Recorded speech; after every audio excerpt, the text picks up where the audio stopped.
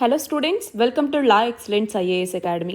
ఇవాళ మనం డిసెంబర్ 2వ తేదీకి సంబంధించి హిందూ పేపర్లోని ఇంపార్టెంట్ టాపిక్స్ చూద్దాం. ముందుగా చూడండి, భోపాల్ గ్యాస్ ట్రాజడీకి సంబంధించి 40 ఏళ్లు దాటినా ఇంకా ఆ టాక్సిక్ వేస్ట్ని రిమూవ్ చేయలేదు అన్నటువంటి కంటెక్స్లో ఈ ఆర్టికల్ని ఇవ్వటం జరిగింది.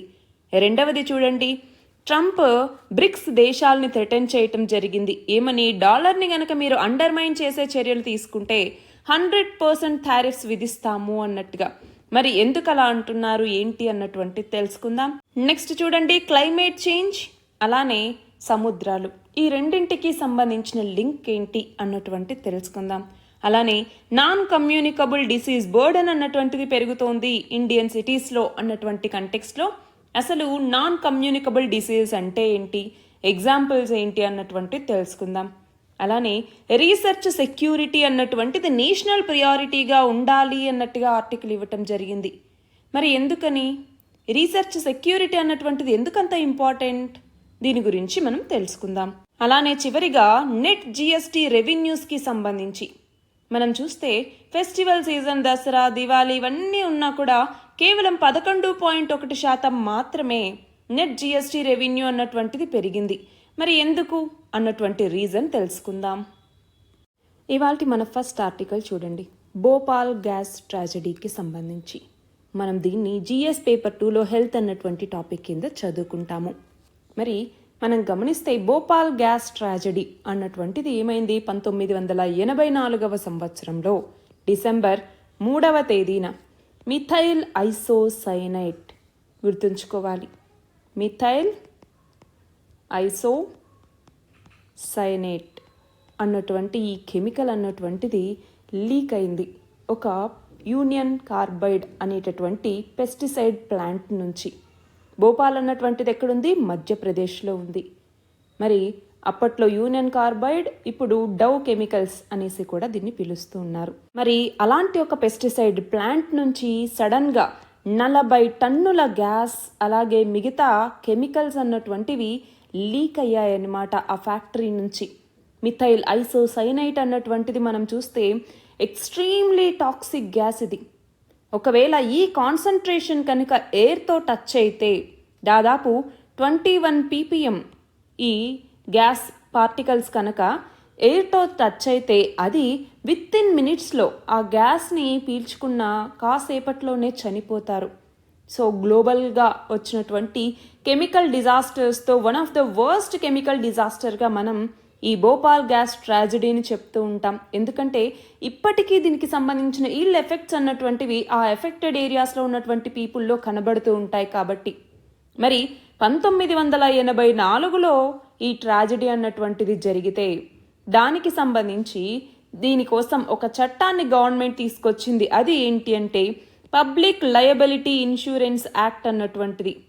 పబ్లిక్ లయబిలిటీ ఇన్సూరెన్స్ యాక్ట్ ఏ సంవత్సరంలో తీసుకొచ్చారు ఈ పబ్లిక్ లయబిలిటీ ఇన్సూరెన్స్ యాక్ట్ని? 1991లో తీసుకొచ్చేసి ఇండస్ట్రీస్ అన్నటువంటివి మ్యాండటరీగా ఇన్సూరెన్స్ని తీసుకోవాల్సిన అవసరం ఉంది. ఆ ఇన్సూరెన్స్కి సంబంధించి ప్రీమియం అన్నటువంటిది కట్టాలి. ఎన్వైరన్మెంటల్ రిలీఫ్ ఫండ్ అన్నటువంటిది ఉంటుంది, దానికి కూడా కాంట్రిబ్యూట్ చేయాలి. ఒకవేళ భోపాల్ గ్యాస్ ట్రాజడీ లాంటి డిజాస్టర్స్ వస్తే వాటి యొక్క విక్టిమ్స్కి కంపెన్సేషన్ని ప్రొవైడ్ చేయటానికి అన్నట్టుగా కూడా ఈ చట్టాన్ని తీసుకొచ్చారు. అయితే ఇక్కడ మనం గమనించాల్సిన విషయం ఏంటి అంటే దీనివల్ల హెల్త్ ఎలా ఇంపాక్ట్ అయింది అన్నటువంటిది చూస్తే ఉమెన్ ఎస్పెషల్లీ అలాగే చిల్డ్రన్ వీళ్ళ యొక్క హెల్త్ ఎంతో ఇంపాక్ట్ అయింది. ఎంతోమంది చనిపోయారు. అది కాకుండా ఇప్పుడు ఉమెన్ ఎవరైతే ఈ గ్యాస్కి ఎక్స్పోజ్ అయ్యారో వాళ్ళకి పుట్టినటువంటి పిల్లలు ఉంటారా, వాళ్ళకి చాలా మాల్ ఫార్మేషన్స్ అన్నటువంటివి అయ్యాయన్నమాట. వాటిని ఏమంటాం, కన్జెనిటల్ మాల్ ఫార్మేషన్స్ అనేసి అంటాం. అంటే ఏంటి, ఫర్ ఎగ్జాంపుల్ యుటరస్లో మనకి బేబీ ఉన్నప్పుడు ఇంట్రాయుట్రైన్ అనేసి పిలుస్తూ ఉంటాం. ఆ లైఫ్కి చాలా ఇబ్బంది అన్నటువంటిది వస్తుంది. కొన్నిసార్లు పుట్టినప్పుడు లేదంటే కొన్నిసార్లు పుట్టిన తర్వాత కొన్నాళ్ళకి వాళ్ళకి ఆ డిటెక్షన్ అన్నటువంటిది చేస్తూ ఉన్నారు. బర్త్ డిటెక్ట్స్ అనేసి అంటాం, లేదా కన్జెనిటల్ డిజార్డర్స్ లేదా కన్జెనిటల్ అనామలీస్ అని కూడా వీటిని పిలుస్తూ ఉంటాం అన్నమాట. మనం చూస్తే ఈ భోపాల్ గ్యాస్ దాదాపు 100 కిలోమీటర్స్ రేడియస్ వరకు కూడా ఇది స్ప్రెడ్ అయింది. మరి దీనివల్ల ఇది మాత్రమే కాదు, రెస్పిరేటరీ ఇష్యూస్, న్యూరలాజికల్ ఇష్యూస్, అలాగే ఆప్థాల్మిక్ అంటాం అంటే ఐస్కి సంబంధించినటువంటి ఇష్యూస్, ఉమెన్కి సంబంధించి ఎస్పెషల్లీ అయితే ఈ మిస్క్యారేజెస్ అవ్వటం కావచ్చు, మెన్స్ట్రువల్ అబ్నార్మాలిటీస్ రావటం కావచ్చు, అట్లానే నియోనేటల్ మోర్టాలిటీ పుట్టిన వెంటనే చనిపోవటం కావచ్చు, అలాగే త్వరగా మెనోపాజ్ అన్నటువంటిది రావటం కావచ్చు. ఇలాంటి చాలా ఇల్ ఎఫెక్ట్స్ అన్నటువంటి వాళ్ళ మీద కనపడ్డాయి. అంతేకాదు క్యాన్సర్ రిస్క్ అన్నటువంటిది కూడా 100 కిలోమీటర్స్ రేడియస్లో ఉన్నటువంటి వాళ్ళ మీద ఎక్కువగా పడింది. 27 టైమ్స్ హై రిస్క్ ఆఫ్ క్యాన్సర్ని డిటెక్ట్ చేశారు 2015లో. అట్లానే ఎంప్లాయ్మెంట్ డిజబిలిటీస్ అన్నటువంటివి వచ్చాయి. మరి ఈ భోపాల్ గ్యాస్ ట్రాజెడీ అన్నటువంటిది ఇంత భయంకరమైనటువంటిది. అక్కడేంటి, స్టాఫ్ తక్కువగా ఉండటం, సేఫ్టీ స్టాండర్డ్స్ సరిగ్గా చూసుకోకపోవటం, అంటే మార్కెట్ కాంపిటీషన్ తట్టుకోలేక ఫినాన్షియల్ లాసెస్లో ఉన్నప్పుడు ఆ ప్లాంట్ని ఎక్కువ స్టాఫ్ లేరు, అలాగే సేఫ్టీ అన్నటువంటిది సరిగ్గా చూసుకోవట్లేదు.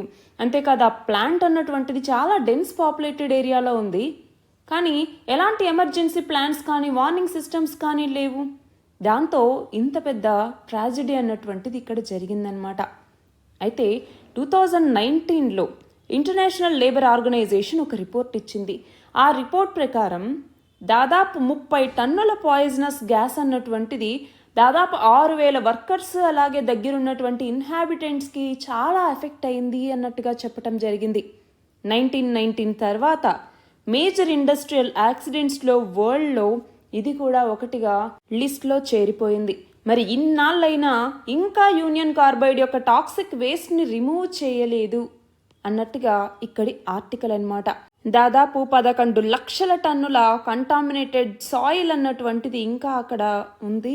దాన్ని సుప్రీంకోర్టు ఆర్డర్ ఇచ్చినా, ఎన్జిటి ఆర్డర్ ఇచ్చినా కూడా ఇంకా ఇగ్నోర్ చేస్తూనే ఉన్నారు. దానివల్ల గ్రౌండ్ వాటర్ కంటామినేషన్ అన్నటువంటిది స్ప్రెడ్ అవుతోంది అన్నట్టుగా ఈ ఆర్టికల్.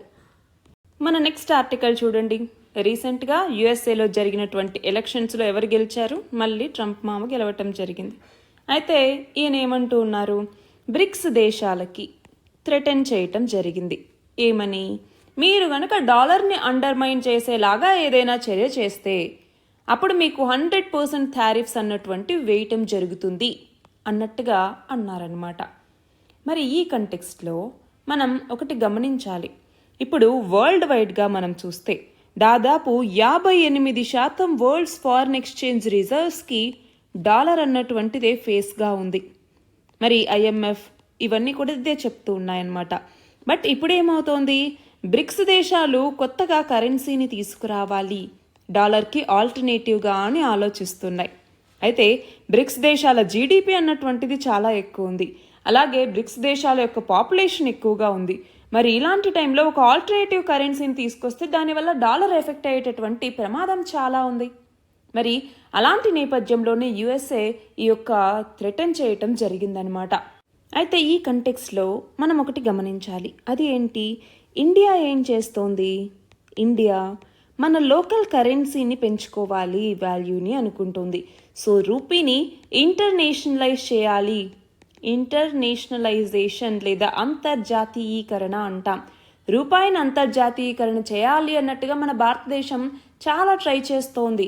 వివిధ దేశాలతో ఈ రూపీలోనే ట్రేడ్ చేయాలి అనేసి అడగటం కావచ్చు. ఫర్ ఎగ్జాంపుల్ శ్రీలంకతో కావచ్చు, మాల్దీవ్స్తో కావచ్చు, లేదా ఆఫ్రికన్ కంట్రీస్తో కావచ్చు, యుఏఈతో కావచ్చు. వీటితో ఇండియన్ రూపీలో ట్రేడ్ చేయండి అన్నట్టుగా అడుగుతోంది. దానివల్ల డాలర్ మీద ఎక్కువ రిలే అవ్వటం అన్నటువంటిది మనం తగ్గించుకోవచ్చు.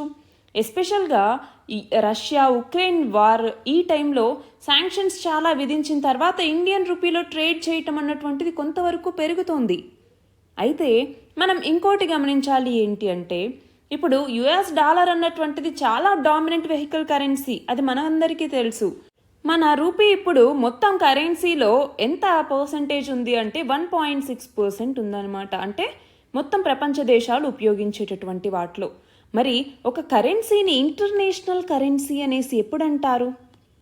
ఇంటర్నేషనల్ కరెన్సీ అనేసి ఎప్పుడు పిలుస్తారు అన్నటువంటిది మనకు తెలియాలి. అసలు ఓ కరెన్సీ ఇంటర్నేషనల్ కరెన్సీ అని ఎలా అంటారండి అంటే ఇక్కడ గుర్తుంచుకోవాలి, నాన్ యుఎస్ అలానే నాన్ యూరో కరెన్సీస్ ఏవైతే గ్లోబల్ ఫారెక్స్లో మొత్తం తన యొక్క టర్నోవర్ని 4%కి పెంచుకుంటాయో, ఆ 4% ఉంటే అప్పుడు ఆ కరెన్సీని ఇంటర్నేషనల్ కరెన్సీ అన్నట్టుగా పరిగణిస్తారు.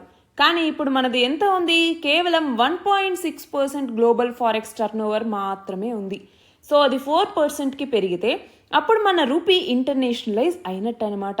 దానికోసమే మన భారతదేశం ఎంతగానో ప్రయత్నిస్తూ ఉంది. ఫర్ ఎగ్జాంపుల్, ఈ రష్యా ఉక్రెయిన్ వార్ ఆ టైంలో నుంచి చాలా శాంక్షన్స్ రష్యా మీద వేసిన తర్వాత రష్యాతో మనం ట్రేడ్ని చాలా వరకు పెంచుకున్నాం. అందులోనూ రూపీతో ట్రేడ్ని పెంచుకోవటానికి చాలా ట్రై చేస్తూ ఉన్నాం. సో మన ట్రేడ్ ఇంట్రెస్ట్ని పర్స్యూ చేసేలాగా మనం యుఎస్ డాలర్ని కాకుండా మన ఇండియన్ ఎకనామిక్ పాలసీ ప్రకారం మన ఇండియన్ రూపీని ఎక్కువగా వాడేలాగా మనం అన్నింటినీ కూడా ప్రమోట్ చేసుకుంటూ వస్తూ ఉన్నాము. సో మన కరెన్సీస్ కావచ్చు, ఎకనామిక్ డీలింగ్స్లోనూ కావచ్చు, ఈ మల్టీపోలార్ వరల్డ్లో మన రూపీ అన్నటువంటిది మరింత రిఫ్లెక్ట్ అయ్యేలాగా మన భారతదేశం ట్రై చేస్తూ ఉంది. మరి ఆ నేపథ్యంలో ఇప్పుడు బ్రిక్స్ దేశాలన్నీ కనుక కొత్త కరెన్సీని తీసుకొచ్చాయనుకోండి, బ్రిక్స్ కరెన్సీ ఒకటి ఉంటుంది, అలానే మన ఇండియన్ కరెన్సీ ఒకటి ఉంటుంది, చైనీస్ కరెన్సీ, ఇలా వివిధ దేశాల కరెన్సీలు ఉంటాయి. సో డాలర్ యొక్క ఆధిపత్యం తగ్గిపోతుందేమో అన్నటువంటి నేపథ్యంలో ఇక్కడ యుఎస్ఏ థ్రెటన్ చేస్తుంది. మన నెక్స్ట్ ఆర్టికల్ చూడండి, క్లైమేట్ చేంజ్కి సంబంధించి. సో దీనిని మనం ఏ సబ్జెక్ట్ కింద చదువుకుంటాము? ఎన్వైరన్మెంట్. అయితే ఈ క్లైమేట్ చేంజ్కి సంబంధించి ఓషన్స్ని గనక మనం కన్సిడర్ చేస్తే, ఇప్పుడు ఓషన్స్ అన్నటువంటివి దాదాపు ప్లానెట్కి సంబంధించినటువంటి కార్బన్ డయాక్సైడ్ ఎమిషన్స్లో 25% అబ్జార్బ్ చేసుకుంటూ ఉన్నాయి, ఆంథ్రోపోజెనిక్ కార్బన్ డయాక్సైడ్ ఎమిషన్స్లో. అంతేకాదు 90% ఎక్సెస్ హీట్ ఏదైతే గ్రీన్ హౌస్ గ్యాసెస్ ద్వారా జనరేట్ అవుతూ ఉన్నాయో దాన్ని కూడా సముద్రాలే తీసుకుంటూ ఉన్నాయి. మరి దీనివల్ల ఏమవుతోంది? ఇప్పుడు గ్లోబల్ వార్మింగ్ అన్నటువంటిది పెరుగుతోంది, అవునా? గ్లోబల్ వార్మింగ్ పెరుగుతోంది, అలాగే పొల్యూషన్ అన్నటువంటిది పెరుగుతోంది. ఈ గ్లోబల్ వార్మింగ్ పెరిగే కొద్దీ మెరైన్ ఎకోసిస్టమ్ అన్నటువంటిది దెబ్బతింటోంది.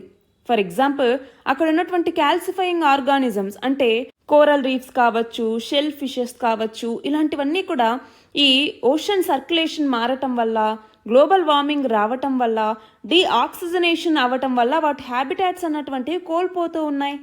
ఇలాంటి డిస్రప్షన్ అన్నటువంటిది అక్కడ ఉన్నటువంటి మెరైన్ ఎకోసిస్టమ్ మీద చాలా ఇంపాక్ట్ చూపిస్తుంది.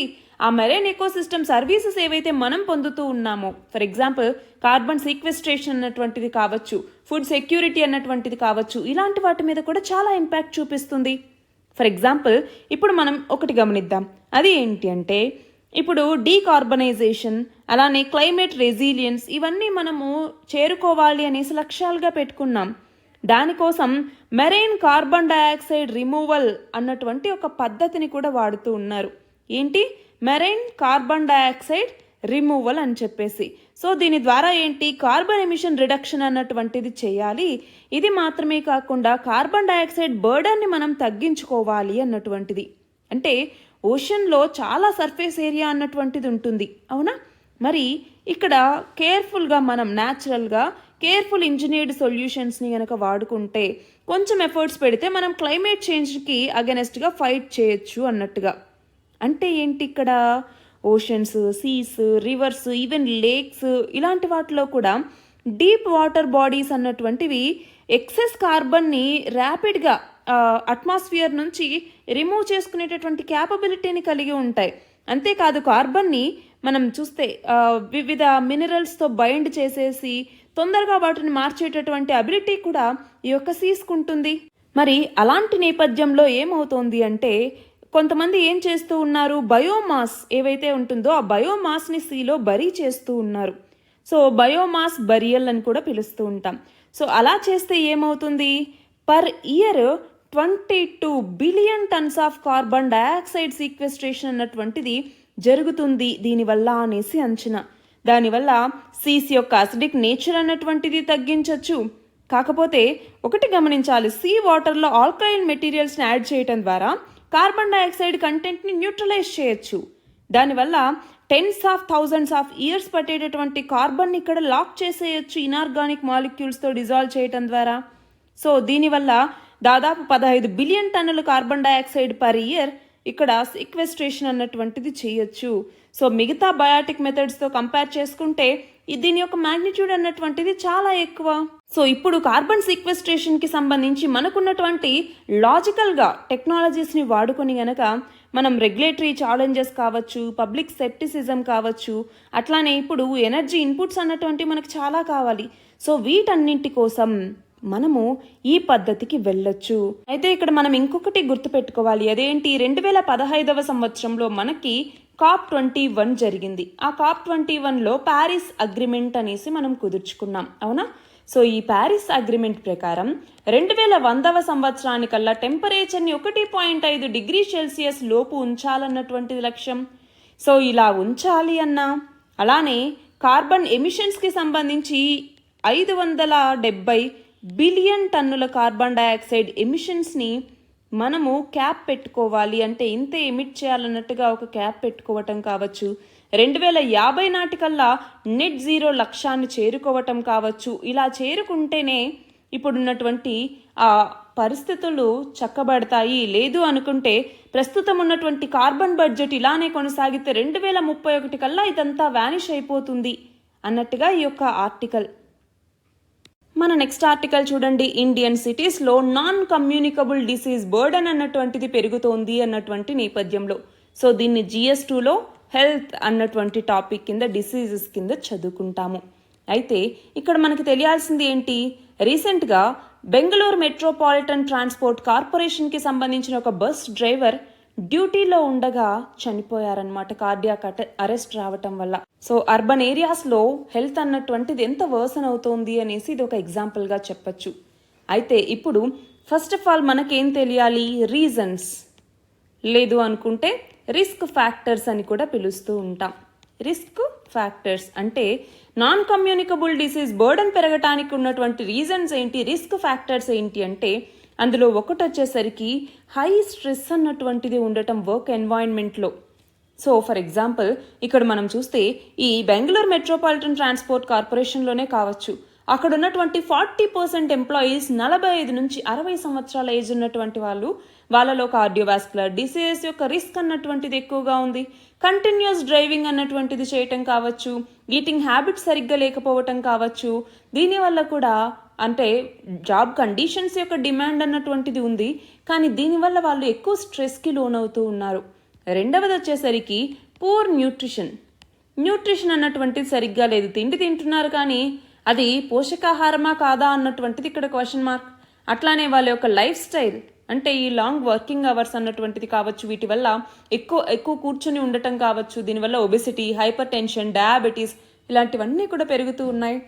మూడవది వీళ్ళకి హెల్త్ ఇన్సూరెన్స్ అన్నటువంటిది సరిగ్గా లేకపోవటం, హెల్త్ ఇన్సూరెన్స్ అట్లానే సపోర్ట్ అన్నటువంటిది లేకపోవటం.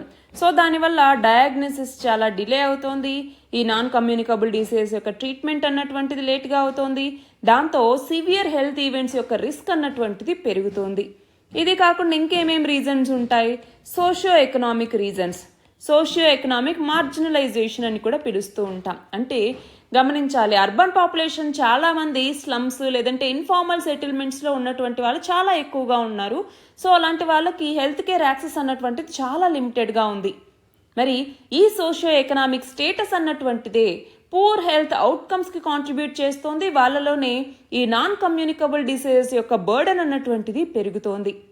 మరి ఇప్పుడు అర్బన్ హెల్త్ సిస్టమ్ని మరి ఎలాగ ఇంప్రూవ్ చేయాలి అంటే, ఒకటి ప్రైమరీ హెల్త్ కేర్ అన్నటువంటిది, ప్రైమరీ హెల్త్ కేర్ సర్వీసెస్ని మార్జినలైజ్డ్ కమ్యూనిటీస్కి కూడా యాక్సెసిబుల్గా తీసుకురావాలి. అంటే ఏంటి, ఫర్ ఎగ్జాంపుల్ అండర్ సర్వ్డ్ ఏరియాస్కి కూడా ఫెసిలిటీస్ని ఎక్స్పాండ్ చేయటం కావచ్చు, అలానే సర్వీసెస్ని అఫోర్డబుల్గా తీసుకురావటం, వీటన్నింటి వల్ల. రెండవది వచ్చేసరికి రెగ్యులర్ హెల్త్ స్క్రీనింగ్స్ అన్నటువంటి ఉండాలి. రెగ్యులర్ హెల్త్ స్క్రీనింగ్స్ అంటే ఏంటి, హై రిస్క్ పాపులేషన్స్లో ఎక్కువగా ఈ ఎవాల్యుయేషన్స్ జరుగుతూ ఉండాలి. అంటే బస్ డ్రైవర్స్ కావచ్చు, ట్రాన్స్పోర్ట్ వర్కర్స్ కావచ్చు, వీళ్ళందరికీ ఎక్కువగా ఈ రిస్క్ ఫ్యాక్టర్స్ ఉంటాయి. సో వాటిని ఎర్లీగా ఐడెంటిఫై చేసి టైమ్లీ వాళ్ళకి దానికి సంబంధించినటువంటి ట్రీట్మెంట్ని అందించగలిగితే చాలా వరకు ఈ బర్డన్ అన్నటువంటి తగ్గుతుంది. మూడవది వచ్చేసరికి హెల్త్ ఆఫీసర్స్ ఎవరైతే ఉంటారో ఆ హెల్త్ ఆఫీసర్స్ని ఎంప్లాయ్మెంట్ పాలసీస్తో ఇంటిగ్రేట్ చేయాల్సి ఉంటుంది. ఎంప్లాయ్మెంట్ పాలసీస్, సో అలాంటప్పుడే ఎంప్లాయీ యొక్క వెల్నెస్ అన్నటువంటిది ప్రమోట్ చేయగలము. అంటే స్ట్రెస్ మేనేజ్మెంట్ కావచ్చు, దానికి సంబంధించిన వర్క్ షాప్స్ పెట్టడం, న్యూట్రిషన్ ఎడ్యుకేషన్ అన్నటువంటిది ఇవ్వటం, ఇలాంటి వాటికి సంబంధించి ప్రోగ్రామ్స్ని క్రియేట్ చేయటం, హెల్త్ డిపార్ట్మెంట్స్తో ఈ ఎంప్లాయీస్ కొలాబరేట్ అయ్యేలాగా చూడటం, ఇవన్నీ అనమాట. అట్లానే ఇంకొక ఇంపార్టెంట్ ఏంటి అంటే కమ్యూనిటీ బేస్డ్ హెల్త్ ప్రమోషన్ జరిగిందనుకోండి, అప్పుడు ఏమవుతుంది, workshops, outreach programmes ఇలాంటివన్నీ పెట్టి అక్కడ ఉన్నటువంటి రెసిడెంట్స్ని డైరెక్ట్గా ఎంగేజ్ చేయడం ద్వారా కూడా ఈ నాన్ కమ్యూనికబుల్ డిసీజ్ యొక్క రిస్క్ బర్డెన్ అన్నటువంటిది మనం తగ్గించవచ్చు. సో కమ్యూనిటీ పార్టిసిపేషన్ పెంచాలి, అవేర్నెస్ని పెంచాలి, టెక్నాలజీని పెంచి మానిటర్ చేసుకుంటూ ఉండాలి, హెల్త్ని, సపోర్టివ్ నెట్వర్క్స్ని అందించాలి. సో ఇలా ఉంటేనే మనము మన యొక్క అర్బన్ ప్రైమరీ హెల్త్ కేర్ని స్ట్రెంగ్తెన్ చేసుకోగలము. కమ్యూనిటీ లెడ్ హెల్త్కి సంబంధించి కూడా ఇది ప్రమోట్ చేయాలి అంటే ఇది చాలా చాలా ఇంపార్టెంట్. మనకి యూపీఎస్సీ 2021లో కూడా అడిగారండి, వెల్ఫేర్ స్టేట్ అని అనడానికి సంబంధించి ప్రైమరీ హెల్త్ కేర్ స్ట్రక్చర్ అన్నటువంటిది సస్టైనబుల్ డెవలప్మెంట్ని సాధించడానికి ఒక నెససరీ ప్రీ కండిషన్ అనలైజ్ చేయండి అన్నట్టుగా అడిగారు. సో అలాంటి టైంలో మనం రాయగలగాలి. మన నెక్స్ట్ ఆర్టికల్ చూడండి, రీసెర్చ్ సెక్యూరిటీకి సంబంధించి. దీనిని మనం సైన్స్ అండ్ టెక్నాలజీలో భాగంగా చదువుకుంటాం. అయితే ఇక్కడ ఆర్టికల్లో ఏమన్నారు, పాలసీ మేకర్స్ రీసెర్చ్ సెక్యూరిటీని స్ట్రెంగ్తెన్ చేయటం మీద చాలా ఫోకస్ పెట్టాల్సి ఉంటుంది అన్నట్టుగా అన్నారు.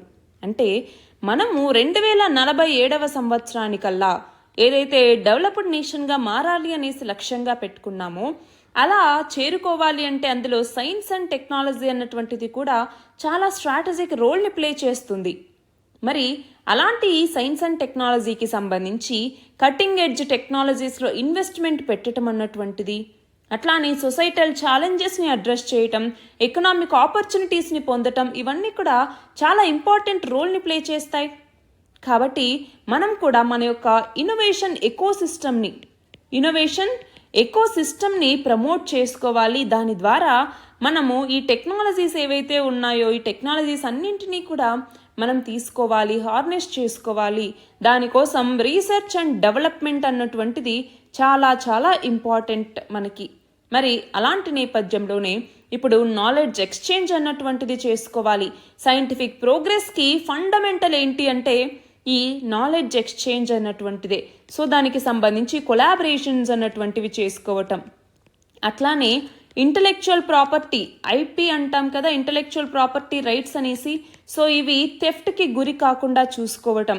అట్లానే కొన్నిసార్లు ఇన్సైడర్ థ్రెట్స్ అన్నటువంటివి ఉంటాయి. సో వాటిని ఎదుర్కొనేలాగా ఉండటం. అట్లానే సైబర్ అటాక్స్ అన్నటువంటివి, ఈ సైబర్ అటాక్స్ని తగ్గించేలాగా చూసుకోవటం. అనాథరైజ్డ్ యాక్సెస్ని ప్రివెంట్ చేయటం కావచ్చు, ఫారిన్ ఇంటర్ఫీరెన్స్ని తగ్గించడం కావచ్చు, అట్లానే అడ్వాన్స్డ్ టెక్నాలజీస్లో ఇన్వెస్ట్ చేయటం కావచ్చు. వీటన్నింటి ద్వారా R&D అన్నటువంటిది మరింత అభివృద్ధి చెందుతుంది. దానివల్ల టెక్నాలజీ అన్నటువంటిది మరింత అభివృద్ధి చెందుతుంది. అయితే ఇక్కడ రీసెర్చ్ సెక్యూరిటీ అంటున్నాము ఇందాకటి నుంచి. ఏంటి రీసెర్చ్ సెక్యూరిటీ అంటే, మన యొక్క సైంటిఫిక్ రీసెర్చ్ ఏదైతే ఉందో దాన్ని థ్రెట్స్ నుంచి మనం సేఫ్ గార్డ్ చేసుకోవటం. మన national interest, economic value, confidentiality వీటి వైపుగా తీసుకెళ్లటాన్ని మనము రీసెర్చ్ సెక్యూరిటీ అనేసి పిలుస్తూ ఉంటాం. మరి స్పేస్కి సంబంధించి defence, semi conductors, nuclear technology, cyber security, biotechnology, అలాగే ఆర్టిఫిషియల్ ఇంటెలిజెన్స్, క్వాంటమ్ టెక్నాలజీల వీటన్నింటికి సంబంధించి మన ఇండియాకి సంబంధించిన స్ట్రాటజిక్ టెక్నాలజీస్ ఏవైతే ఉన్నాయో వాటన్నింటిలో వచ్చేటటువంటి రీసెర్చ్ అవుట్పుట్స్ ఏవైతే ఉంటాయో ఆ రీసెర్చ్ అవుట్పుట్స్ని ప్రొటెక్ట్ చేసుకోవాలి మనము. అంతేకాదు ఈ రీసెర్చ్ సెక్యూరిటీని మనం స్ట్రెంగ్తెన్ చేసుకోవాలి. ఎలాగా, వీటన్నింటిని ప్రొటెక్ట్ చేసుకుంటూనే వీటికి సంబంధించి ఫారిన్ ఇన్ఫ్లుయెన్స్ నుంచి, ఎస్పియోనేజ్ నుంచి, సాబటేజ్ కావచ్చు, అలా R&D ఇన్వెస్ట్మెంట్స్ని మనం సేఫ్ గార్డ్ చేసుకుంటూ రావాల్సి వస్తుంది. సో మనం చూస్తే చాలా వరకు చైనా నుంచి మనకి రీసెర్చ్ సెక్యూరిటీ బ్రీచెస్ అనేవి వస్తూ ఉంటాయి. For example Harvard university case చూసుకుంటే చాలా ఫేమస్ కేసు. అక్కడేంటి, హార్వర్డ్ యూనివర్సిటీలో ఉండేటటువంటి ఒక సీనియర్ ప్రొఫెసర్ అలాగే 2 చైనీస్ స్టూడెంట్స్, వాళ్ళిద్దరూ US డిపార్ట్మెంట్ ఆఫ్ డిఫెన్స్ నుంచి వచ్చినటువంటి ఆ ఫండింగ్లో చైనీస్ ఫండింగ్ అన్నటువంటిది కూడా ఉంది అనేసి డిస్క్లోజ్ చేయనందుకు వాళ్ళని అరెస్ట్ చేశారు. సో ఆ కంటెక్స్ట్ కావచ్చు, COVID-19 వ్యాక్సిన్ రీసెర్చ్ని కనుక గమనిస్తే దానికి సంబంధించి చాలా సైబర్ అటాక్స్ అన్నటువంటి 2022లో జరిగాయి. ఆ వ్యాక్సిన్ రీసెర్చ్ డెవలప్మెంట్ డేటాని స్టీల్ చేయటం కోసం. సో అదొకటి కావచ్చు. యూరోపియన్ స్పేస్ ఏజెన్సీ కూడా చాలా సైబర్ అటాక్స్ని ఎదుర్కొంది. ఎప్పుడు యూరోపియన్ స్పేస్ ఏజెన్సీ అన్నటువంటిది యూరోపియన్ డిఫెన్స్ ఏజెన్సీతో పార్ట్నర్షిప్ని తీసుకుందో ఆ టైంలో అన్నమాట. సో ఇలాగా వివిధ దేశాలు, వివిధ సంస్థలు సైబర్ సెక్యూరిటీ థ్రెట్స్ని ఎదుర్కొంటూ ఉన్నాయి. సో వాటి నుంచి మన ఇన్నోవేషన్ ఎకో సిస్టమ్ని మనం స్ట్రెంగ్తెన్ చేసుకుంటూ, వీటికి ఉన్నటువంటి ఇష్యూస్ని రిజాల్వ్ చేసుకుంటూ సేఫ్టీని పెంపొందించుకోవాల్సినటువంటి అవసరం అన్నటువంటిది ఉంది. మన యొక్క సెన్సిటివ్ డేటాని, ఇంటలెక్చువల్ ప్రాపర్టీని, రీసెర్చ్ ఇన్ఫ్రాస్ట్రక్చర్ని, అలాగే పర్సనల్ని కూడా ప్రొటెక్ట్ చేసుకోవాలి. ఇది నేషనల్ ప్రియారిటీగా ఉండాలి అన్నటువంటిది ఈ ఆర్టికల్. ఇవాల్టి మన లాస్ట్ ఆర్టికల్ చూడండి, జిఎస్టీ రెవెన్యూస్కి సంబంధించి. దీనిని మనం ఎకానమీలో చదువుకుంటాం. అయితే మన భారతదేశంలో ప్రభుత్వం ప్రజల కోసం ఖర్చు పెట్టేందుకు వసూలు చేసేటటువంటి మనీనే ట్యాక్స్ లేదంటే పన్ను అనేసి పిలుస్తూ ఉంటాం. ఇది 2 రకాలు. ఒకటి డైరెక్ట్ ట్యాక్స్ అనేసి, 2 ఇండైరెక్ట్ ట్యాక్స్ అనేసి. సో వీటి కింద వివిధ రకాల ట్యాక్స్ని ప్రభుత్వం విధించటం జరుగుతుంది. ఫర్ ఎగ్జాంపుల్ డైరెక్ట్ ట్యాక్స్ అనుకోండి, ఇన్కమ్ ట్యాక్స్ కావచ్చు, ఎక్సైజ్ ట్యాక్స్ కావచ్చు, అలాంటివి. ఇప్పుడు ఇండైరెక్ట్ ట్యాక్స్లో మేజర్ ట్యాక్స్ ఏంటి? GST, goods and services tax అనేసి. దీనికి సంబంధించినటువంటి యాక్ట్ని 2016లో తీసుకొచ్చారు. కానీ ఇంప్లిమెంటేషన్ అన్నటువంటిది 2017 జూలై 1 నుంచి జరుగుతుంది. అందుకే జూలై 1ని జిఎస్టీ డే అంటాము. ఇంప్లిమెంటేషన్ 2017 జూలై నుంచి. ఇందులో మళ్ళీ 3 రకాలు ఉన్నాయి. అవి ఏంటి అంటే CGST, central GST, 2 IGST, integrated GST, 3 SGST అంటే స్టేట్ జిఎస్టీ అనేసి. మరి ప్రతి మంత్ కూడా జిఎస్టీకి సంబంధించిన వసూళ్ళని మనం చదువుకుంటూ ఉంటాం. జిఎస్టీ కలెక్షన్స్ అనేసి చదువుకుంటాం. మరి ఇందులోనూ 2 రకాలు ఉన్నాయి. అదేంటి? సరే, first of all GST collections అన్నాం కదా. జిఎస్టీ కలెక్షన్స్ కింద ఏమేం క్యాలిక్యులేట్ చేస్తారు అంటే, ఇందాకన్నట్టు సిజిఎస్టీ కావచ్చు, అలానే ఐజిఎస్టీ, అలానే ఎస్జిఎస్టీ, వీటితో పాటుగా ఎక్స్ట్రాగా సెస్ని కూడా యాడ్ చేయటం జరుగుతుంది జిఎస్టీ కలెక్షన్స్లో. అయితే ఈ జిఎస్టీ కలెక్షన్స్ని మళ్ళీ 2 రకాలుగా కేటగరైజ్ చేస్తాం. అవి ఏంటి అంటే గ్రాస్ జిఎస్టీ కలెక్షన్స్ అనేసి, రెండవది నెట్ జిఎస్టీ కలెక్షన్స్ అనేసి. సో గ్రాస్ జిఎస్టీ అంటే ఏంటి? ఇందాక చెప్పుకున్నటువంటి 4 కాంపోనెంట్స్ అనమాట. అదే నెట్ జిఎస్టీ అంటే ఏంటి? ఈ గ్రాస్ జిఎస్టీ ఏదైతే ఉందో, ఈ gross GST minus ITC. ITC అంటే ఏంటి? ఇన్పుట్ ట్యాక్స్ క్రెడిట్ అనేసి పిలుస్తూ ఉంటాం. అంటే ఏంటి? ఈ గూడ్స్ అండ్ సర్వీసెస్ సేల్కి సంబంధించి టోటల్ ట్యాక్స్ లయబిలిటీని అసెస్ చేసేది గ్రాస్ జిఎస్టీ అన్నటువంటిది. అంటే ఇందులో ఇన్పుట్ ట్యాక్స్ క్రెడిట్ని ఎక్కడా కూడా డిడక్ట్ చెయ్యము. ఇన్పుట్ ట్యాక్స్ క్రెడిట్ అంటే ఏంటి? ఏదైతే అన్ని ప్రొక్యూర్మెంట్స్ మీద ట్యాక్సెస్ పే చేస్తారో దాన్ని అసెస్మెంట్ అనమాట. అయితే ఇక్కడ నెట్ జిఎస్టీకి వచ్చేసరికి ఏంటి అంటే gross GST minus input tax credit వేస్తే వచ్చేటటువంటిది నెట్ జిఎస్టీ. అలా నెట్ జిఎస్టీ వసూళ్లు అన్నటువంటివి చూడండి, ఇక్కడ నవంబర్లో 11.1% మాత్రమే పెరిగాయి అంటున్నారు. ఎందుకంటున్నారు అంటే ముందు దివాళీ, దసరా ఇవన్నీ ఫెస్టివల్స్ ఉన్నా కూడా చాలా ఎక్కువ ఎక్స్పెక్ట్ చేశారు, కానీ అంత ఎక్కువ అవ్వలేదు. 11.1% మాత్రమే నెట్ జిఎస్టీ రెవెన్యూస్ అన్నటువంటి వచ్చాయి. 1,63,010 కోట్ల రూపాయలు అన్నట్టుగా ఈ ఆర్టికల్. ఇవి ఇవాల్టి important articles. All the very best and thank you very much.